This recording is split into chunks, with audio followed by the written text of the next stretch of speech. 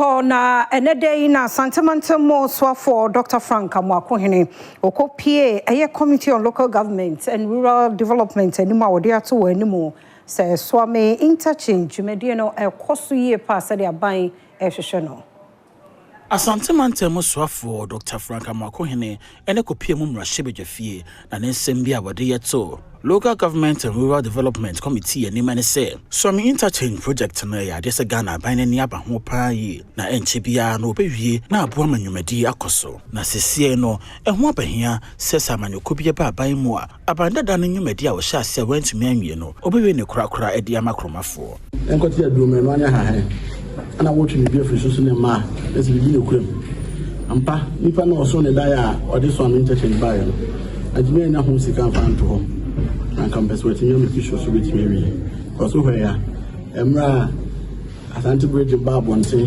true chairman and policy akwam PP ata mo monitor kuna so no na be ye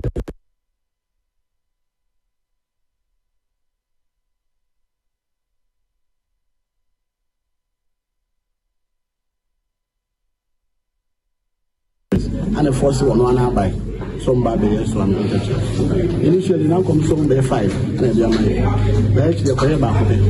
But I couldn't so much near me. Ever true, you know. President John Dramani Mahama said, we're going to push us everything every year Suame interchange. That's we speak now. Obekaya, the Honorable Rose Minister Ba, a man of the share, the new future, Ekum Suame for. I'm in charge of 8 minutes car Kadiamo. November budget besa we sure say the scar card ya momo e dey a kan na dey saka no kwande e be na boa ma Asante man in road infrastructure so SCP